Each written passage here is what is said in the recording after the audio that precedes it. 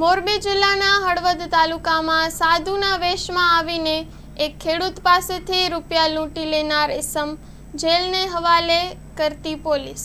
Story report by Solanki Himanshu, Morbi.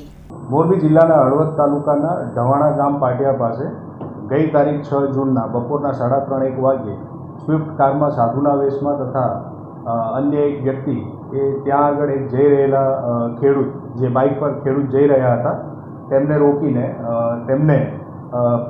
તેમની પાસેથી બળજબરીથી 1,22,000 રૂપિયા જે તેમની ખેતીની જે આવક હતી જે વેચાણ કરીને આવ્યા હતા તે જે રકમ હતી તે લઈને નાસી છૂટ્યા હતા। જે બનાવ બન્યા બાદ એલસીબી તથા પેરોલ ફલ્લોની જે ટીમ છે તે માણસોની તપાસમાં હતા। એ દરમિયાન સીસીટીવી ફૂટેજ તથા હ્યુમન સોર્સિસ મારફતે તેઓને માહિતી મળેલ હતી કે આ જે બંને વ્યક્તિઓ છે તે ભોજપરા જે ગામ છે વાંકાનેરનું એના વાદી છે બંને, અને ત્યાં વાદીપરામાં રહે છે।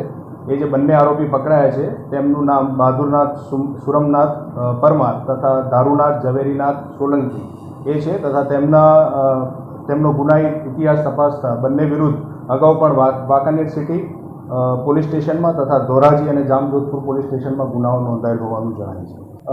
ટોટલ જે લૂંટ કરી હતી 1,22,000ની હતી, જેમાંથી 1,20,000ની રકમની રિકવરી થઈ ચૂકી છે તથા જે ગાડી એમાં યુઝ થઈ હતી એ ગાડીને પણ કબજે લીધેલી છે।